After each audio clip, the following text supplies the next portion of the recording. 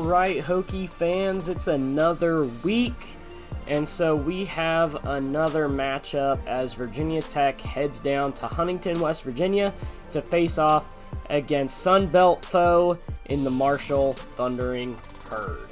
It's your man's Joey with LegacyMaker Sports, and I'm really excited to go over this matchup with you guys. The Hokies are coming into this game off of a gut-wrenching loss to Rutgers, although something to keep in mind if you're a Hokie fan is that Kyron Drones played really well. In my eyes, Kyron Drones won the starting quarterback job for the Hokies. Yes, he did throw an interception. However, looking back at that play, the Hokies receivers were out of position, and the defense made a great read and a great play. So it wasn't entirely Kyron's fault, although, in my opinion, he probably should have just thrown the ball away. Drones appeared in control as he navigated that Virginia Tech offense, throwing for 190 yards, threw for a touchdown, and completed 60% of his passes, and it would have been higher had the Hokies not missed some really big drops in that game. The Hokies would ultimately lose that game 35-16, but something to keep in mind is that the Hokies had a lot of injuries. Grant Wells, Ollie Jennings, Nasir Peoples, Kayshawn Burgos, Alan Tisdale were just a few of those injuries, and Jalen Lane also had an injury dealing with the hamstring, and he did play, but you could tell he wasn't 100%. The Thundering Herd come into this game having only played 2 games so far on the season. Their first game was against Albany, which they won 21-17. Then they traveled down to Greenville to take on East Carolina, and they played really well. They came out with a 31-13 win. So this will be a big game for Marshall as they come in and play their first Power 5 team of the year.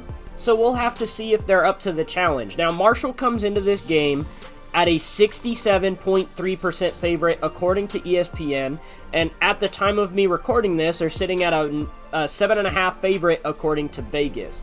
And in my opinion, that's rightfully deserved. I wrote in my preview that this is where the Hokies probably take their first loss, and obviously I was wrong. They've taken 2 losses up to this point, but the Thundering Herd went 9-4 last year, and they bring back a ton of returning starters. Marshall returns the leading touchdown scorer on the ground in Rasheen Ali, as well as bringing back key starters on defense in Stephen Gilmore and Micah Abraham. So they have a really high-powered offense that likes to run the ball, as well as they have a lot of really good defensive players.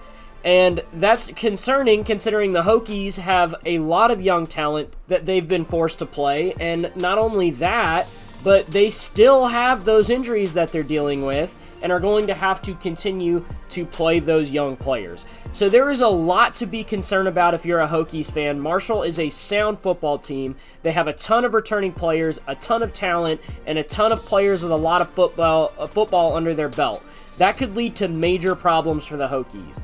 Now, the Hokies did fare well against another Sun Belt foe in Old Dominion earlier this year, and if the Hokies can show flashes of what they did in that game, that'll bode well for them coming into this game. Although, ultimately, Virginia Tech has shown me that they cannot do that on a regular basis. The defense looks flat against the run game, especially if it's an RPO or a run option.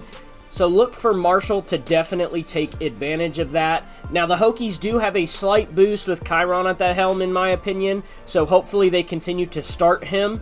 However, I do have Marshall kind of running away with this one at home. I've probably got him winning by 2 scores. I don't have faith that the Hokies offense can make that much of a turnaround in only a week, and I don't have faith that the Virginia Tech defense can stop the powerful run game that is Marshall.